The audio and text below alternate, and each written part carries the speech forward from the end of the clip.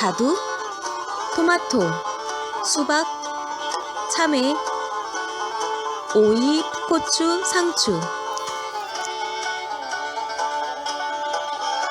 모두 싱싱하고 상큼한 우리 농산물들이죠.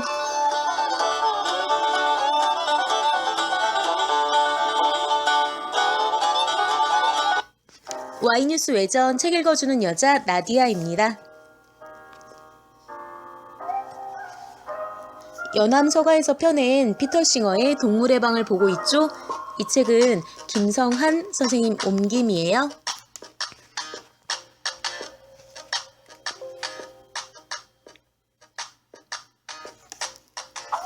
오늘은 제4장 채식주의자가 된다는 것에서 고기 생산의 비효율성과 환경 파괴를 보도록 할게요.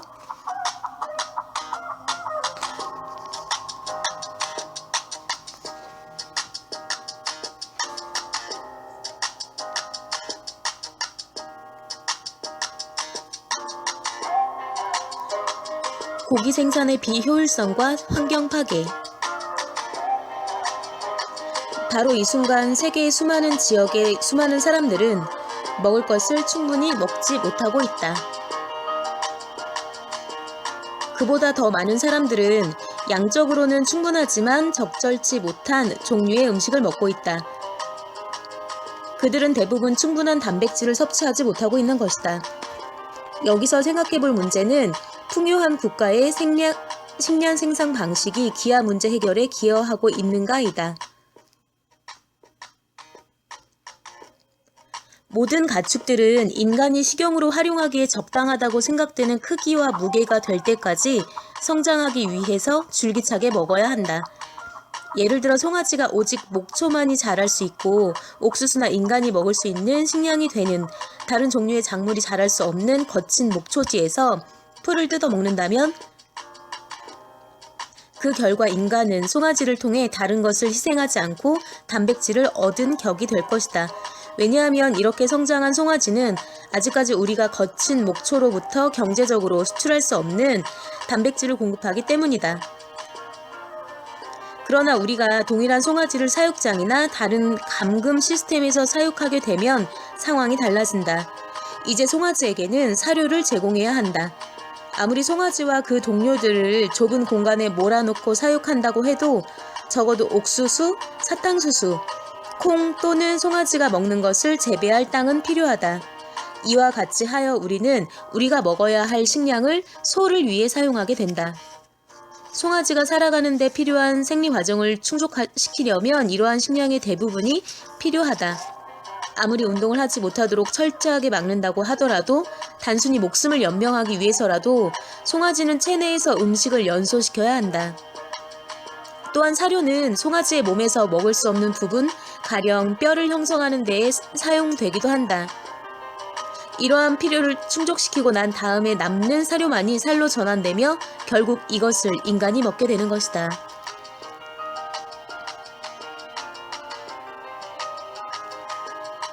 사료에 포함된 단백질의 어느 정도를 송아지가 소비하고 인간은 얼마만큼 이를 이용하는가? 이에 대한 답은 예상 밖이다. 인간이 먹는 1파운드의 동물 단백질을 생산하기 위해 송아지가 먹는 단백질은 무려 21파운드다. 즉 우리가 투입한 것의 5% 미만을 되돌려받는 것이다. 프랜시스 무어 라페가 이러한 유형의 축산을 거꾸로 작동되는 단백질 공장이라고 말하는 것도 무리는 아니다. 이 문제를 다른 방식으로 검토해 보도록 하자 1에이커의 비옥한 땅이 있다고 가정해 보자 우리는 이 땅에서 콩이나 완두 같은 고단백질 작물을 재배할 수 있다. 이렇게 할 경우 우리는 이 땅에서 300에서 500파운드의 단백질을 얻게 될 것이다. 반면 이 땅을 사료 작물을 재배하여 가축을 먹이는 데 사용하고 이렇게 사용한 가축을 죽여서 먹을 수 있다. 이 경우 최종적으로 40에서 55파운드의 단백질만을 이 땅에서 뽑아내는 데 그치게 된다. 흥미롭게도 대부분의 가축들이 소보다 효율적으로 식물성 단백질을 동물성 단백질로 전환시킬 수 있지만 예컨대 돼지는 인간에게 사용될 1파운드의 단백질을 산출하기 위해 단지 8파운드의 단백질만이 필요할 따름이다. 그러한 장점은 우리가 1에이커당 단백질을 얼마만큼 산출할 수 있는가를 고려할 경우 거의 무의미해진다. 왜냐하면 소는 돼지가 소화할 수 없는 단백질 공급원을 이용할 수 있기 때문이다. 이렇게 하여 비록 추정치가 다양하게 계산되어 비율이 20대 1에 이를 수도 있지만 추정을 해본 대부분의 사람들은 식물성 식품이 고기에 비해 대개 1에이커당 10배나 많은 단백질을 산출한다고 결론 내리고 있다.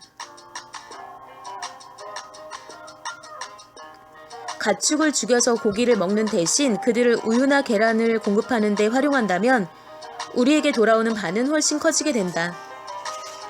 하지만 가축들은 여전히 자신들의 생명을 유지하기 위해 단백질을 소비해야 하며 따라서 아무리 효율적인 계란과 우유 생산 방식이라도 할지라도 그러한 방식은 식물성 식품으로 얻게 되는 1에이커당 단백질의 4분의 1을 넘지 못한다. 물론 단백질은 필요한 여러 영양분들 중에 하나에 불과하다. 식물성 식품이 산출하는 총 칼로리를 동물성 식품과 비교해 볼 경우 우리는 여기에서도 여전히 식물이 앞서고 있음을 알 수 있다. 예를 들어 귀리나 브로콜리를 심은 땅 1에이커당 산출량과 돼지고기 우유, 가금 또는 쇠고기를 생산하기 위해 사료 작물을 심은 땅 1에이커당 산출량을 비교해 볼 경우 우리는 에이커당 생산되는 귀리에서 동물식품에서 가장 효율적이라 일컬어지는 돼지고기에서 산출되는 칼로리의 6배가 산출됨을 확인할 수 있다. 브로콜리는 1에이커당 돼지의 거의 3배가 되는 칼로리를 산출한다. 귀리는 쇠고기보다 1에이커당 25배 이상의 칼로리를 산출한다. 다른 영양소를 살펴보아도 육류 및 낙농산업에서 조장한 다른 신화들이 여지없이 무너진다. 가령 1에이커의 땅에서 생산되는 브로콜리는 같은 면적의 땅을 쇠고기를 생산하기 위해 사용하는 경우보다 24배나 많은 철분을 산출하고 1에이커의 땅에서 생산되는 귀리는 16배의 철분을 산출한다. 비록 유제품이 귀리보다 1에이커당 더 많은 칼슘을 산출하긴 하지만 브로콜리는 우유의 5배에 해당하는 칼슘을 제공하며 우유를 능가하고 있다.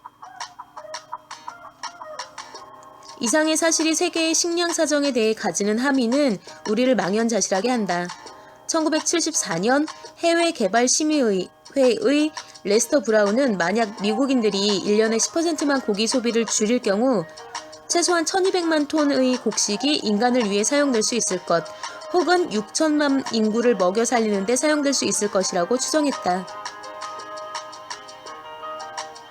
미국의 전 농업성 차관보 돈 파알러그는 단순히 미국의 가축 수를 절반으로 줄이기만 해도 비사회주의 저개발 국가의 칼로리 부족액의 거의 4배에 달하는 여분의 식량을 얻을 수 있을 것이라고 말하고 있다. 실제로 풍요한 국가에서 동물 생산을 통해 낭비되는 식량은 적절히 배분되기만 한다면 세상의 기아와 영양실조를 종식시키기에 충분할 정도의 양이다. 결론적으로 앞에서 제기했던 질문에 간단하게 답하자면 우리는 산업국가에서 채택하고 있는 식용 동물 사육 방식이 기아 문제 해결에 전혀 기여하지 못한다고 말할 수 있을 것이다. 육류 생산으로 다른 자원이 과도하게 소비되기도 한다. 워싱턴 DC에 본부를 둔 환경 두뇌 집단인 월드워치 연구소의 앨런 더닝 연구원은 가축 사육장에서 사육된 거세한 식용 수송아지로부터 1파운드의 쇠고기를 생산하기 위해 5파운드의 곡물, 2,500갤런의 물, 1갤런의 휘발유에 상당하는 에너지, 약 35파운드의 부식된 표토가 필요하다고 추산했다. 미국 영토의 3분의 1 이상은 목초지로 이루어져 있고 곡초지의 절반 이상에는 사료 작물이 심어져 있으며 미국에서 소비되는 물의 절반 이상이 가축에게 사용된다. 어떤 측면에서 따져봐도 식물성 식량은 육류에 비해 우리의 자원과 환경에 주는 부담이 매우 적다.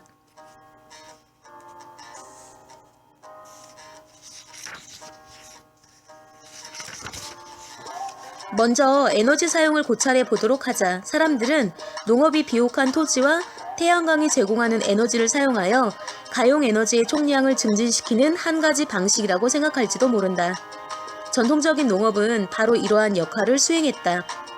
예를 들어 멕시코에서 재배된 옥수수에서는 1칼로리의 화석 연료 에너지가 투입되어 83칼로리의 식료가 생산된다. 이에 반해 선진국의 농업은 화석 연료가 막대하게 투입된다. 미국에서 가장 효율적으로 에너지가 사용되어 생산되는 식료는 귀리인데 여기에서도 화석 연료 에너지 1칼로리당 간신히 2.5칼로리의 식료가 산출될 따름이다.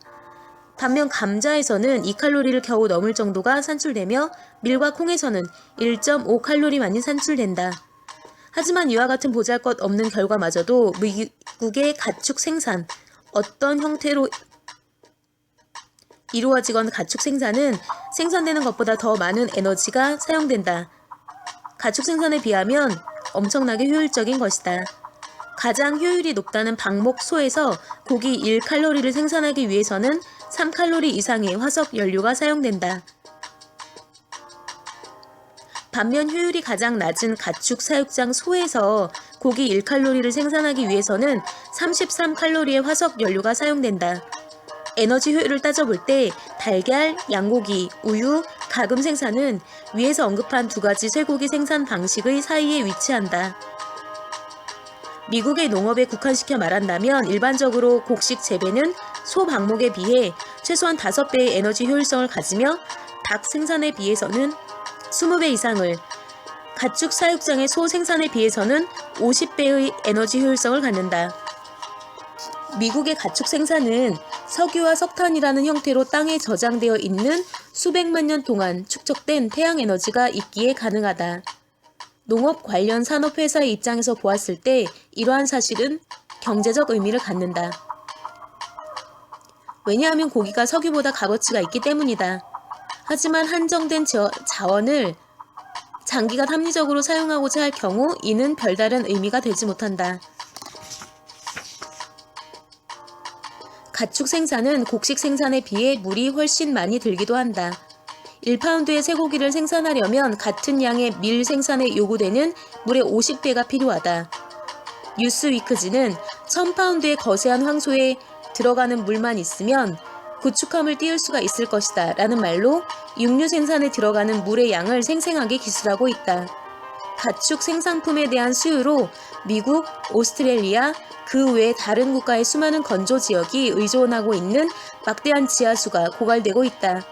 예를 들어 서부 텍사스에서 네브래스카까지 펼쳐져 있는 가축 사육 지역에서는 육류를 생산하기 위해 오가랄라 아퀴퍼, 이는 석유 및 석탄과 마찬가지로 수백만 년이 소모되며 형성된 또 다른 자원이다. 오가랄라 아퀴퍼로 알려진 거대한 지하 호수에 물이 계속 사용됨으로써 지하 수면이 낮아지고 샘이 말라가고 있다. 가축 생산이 직접적으로 사용하지 않는 물에 미치는 영향도 소홀히 생각해서는 안 된다. 영국 수자원 공공사업협회의 통계 자료는 1985년 농장의 수질 오염 사례가 3,500건 이상이었음을 보여주고 있다. 다음은 그 해에 있었던 수질 오염의 한 사례다. 돼지 사육시설의 탱크가 폭발하여 25만 리터의 돼지 배설물이 페리강으로 흘러 들어갔다. 이로 인해 11만 마리의 물고기가 죽었다. 현재 수자원 공공사업협회가 고발한 강에 대한 심각한 오염 사례의 절반 이상은 영농인들에 의한 것이다. 이는 그다지 놀라운 일이 아니다. 왜냐하면 6만 개의 달걀을 생산하는 중소규모의 공장에서만 해도 매주 82톤의 거름이 배출되며 같은 기간 동안 2,000마리의 돼지에서 27톤의 거름과 32톤의 오줌이 배설되기 때문이다. 네덜란드의 공장에서는 매년 9,400만 톤의 거름이 배출되는데 이 중에서 단지 5천만 톤이 땅에 안전하게 흡수될 수 있다. 나머지 거름을 계산해보면 암스테르담에서 캐나다까지 가장 먼 해안까지 1만 6천 킬로미터에 걸쳐서 늘어선 화물 열차를 가득 메울 정도의 양에 해당한다.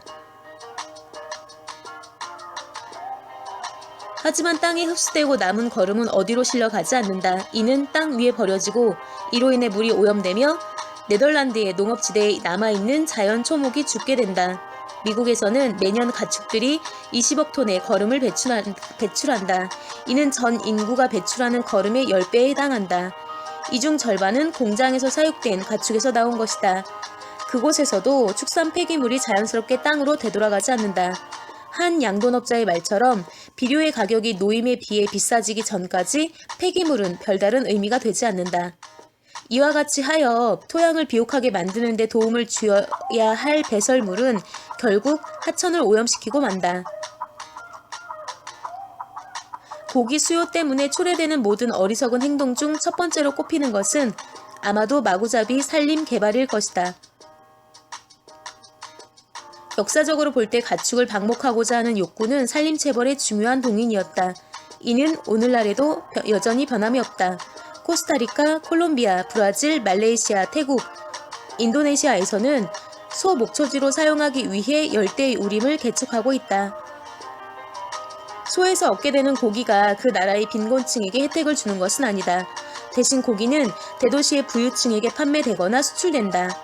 지난 25년 동안 중앙아메리카 열대우림의 거의 절반이 파괴되었는데 이는 대체로 북미에 쇠고기를 공급하려 했기 때문이었다. 지구상의 동식물 중에 90% 정도가 적도 부근에서 살아가고 있으며 이들 중 상당수는 아직까지 과학자들에 의해 기록되지도 않은 것들이다. 현재와 같은 추세로 벌채가 진행될 경우 그들은 멸종되어 버릴 것이다. 뿐만 아니라 땅을 개간함으로 침식이 야기되며 유거수 의 증가는 범람으로 이어지게 된다. 영세 농민은 연료로 사용할 나무를 얻지 못하게 될 것이고 강우량도 줄어들게 될 것이다. 산림이 얼마만큼 중요한가를 알게 된 바로 이 순간에도 산림은 사라져가고 있다. 1988년 북미에서 가뭄이 발생한 이래 많은 사람들은 온실로 인해 우리 행성이 처하게 된 위험을 알게 되었다. 온실효과의 발생은 주로 대기 중 탄산가스 양의 증가와 관련이 있다. 숲은 막대한 양의 탄소를 저장하고 있다. 산림이 무수히 개척되었음에도 지구에 남아있는 산림은 여전히 화석연료 사용으로 인해 매년 대기에 방출되는 탄소양의 400배를 보유하고 있다. 산림이 파괴되면 탄소는 이산화탄소의 형태로 대기에 방출된다. 반대로 새롭게 자라나는 산림은 대기로부터 이산화탄소를 흡수하여 이를 생물체 내에서 사용 가능한 화학 에너지 형태로 변환, 저장한다. 기존 산림의 파괴는 온실 효과를 크게 할 것이다.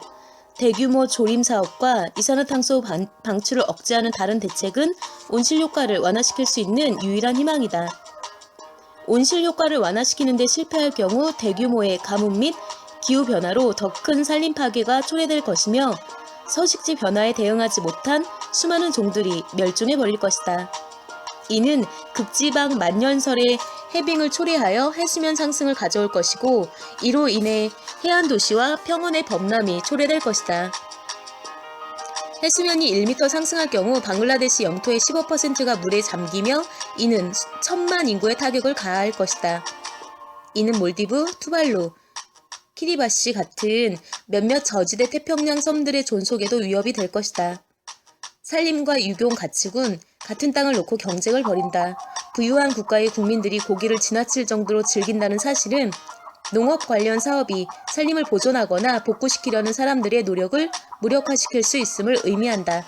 말 그대로 우리는 햄버거를 먹기 위해 우리 지구의 미래를 놓고 도박을 벌이는 것이다.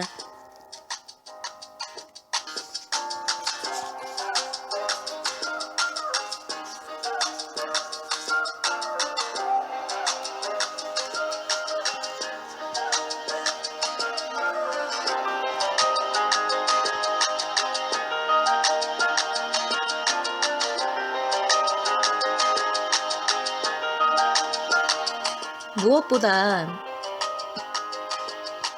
인간이 만물의 영장이라는 인간들의 판단으로 다른 동물들을 강제로 태어나게 한 뒤 강제로 키우고 잔인하게 죽여서 먹는 게 그게 문제 아닐까요? 고기는 결국 동물의 시체입니다.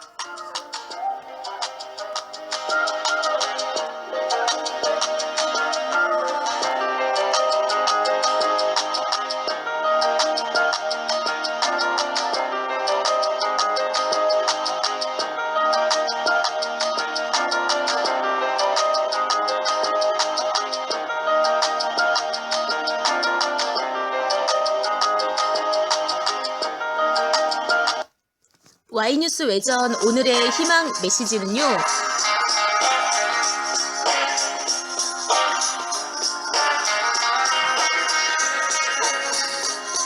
자신의 속도로 삶을 전개해 나가는 자는 위대하다입니다.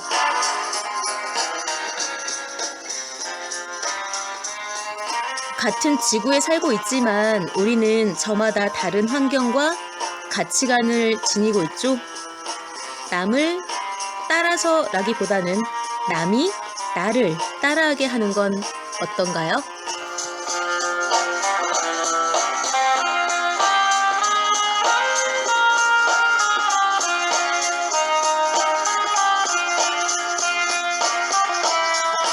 Y뉴스 외전 책 읽어주는 여자 96번째 시간은 여기까지예요. 97번째 시간에 먼저 가서 기다리고 있을게요. 기억하세요. 여러분은 아주 특별합니다.